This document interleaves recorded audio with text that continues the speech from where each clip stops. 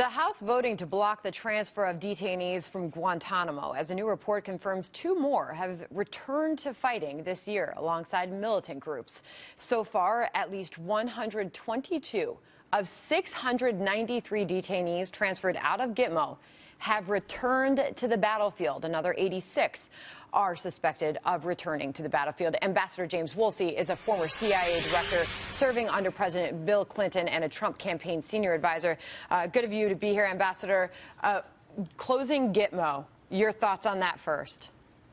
I do not believe it should be closed. I think there's real danger in keeping suspects and people with evidence of terrorism in the United States. In some of these circumstances, they will almost certainly call upon Al-Qaeda or ISIS to, let's say, destroy a jail or destroy some facility or conduct some kind of terrorist operation in a locality where they are jailed.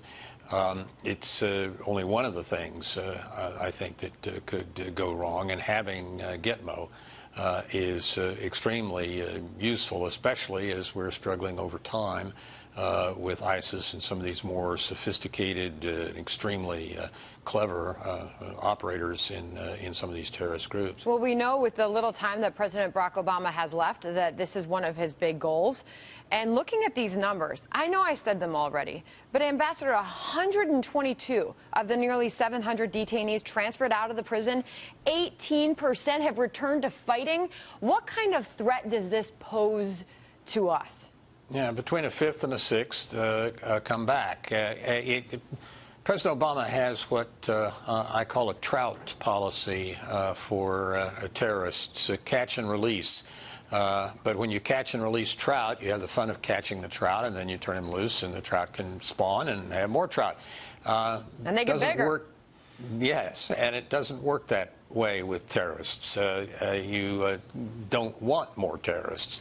It's really a crazy policy to exert a great deal of effort in capturing these guys and then turning them loose after a year or 2 or 3 or 4 or 5.